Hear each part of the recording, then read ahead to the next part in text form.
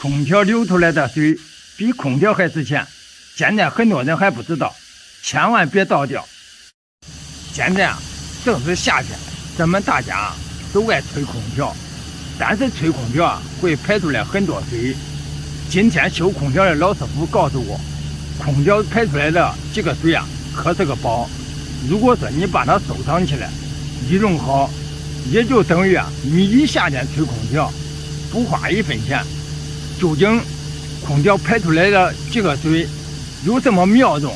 首先呢，咱们应该明白空调这个水到底是从哪里来的。咱们用的这个空调，室内机把房间里面的空气里面的水分吸入到这个冷饮管，吸入到冷饮管，这个水分经过这个冷饮管变成了这个水珠，然后呢再通过这个冷饮管流入到这个室外。所以说这个空调排出来的水是个宝，有很多妙用。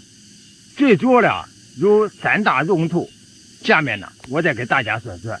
第一，空调排出来这个水可以养鱼。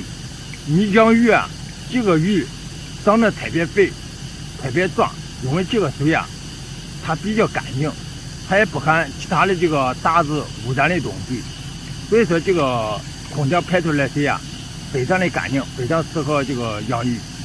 第二呢，空调排出来这个水可以浇花，浇出来的花，这个花长得更茂盛，开的花也更鲜艳。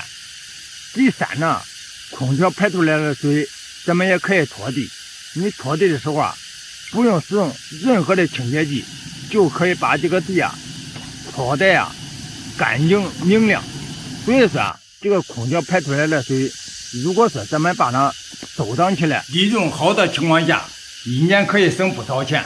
大家你们认为我说的有没有道理呢？希望在评论区上留言。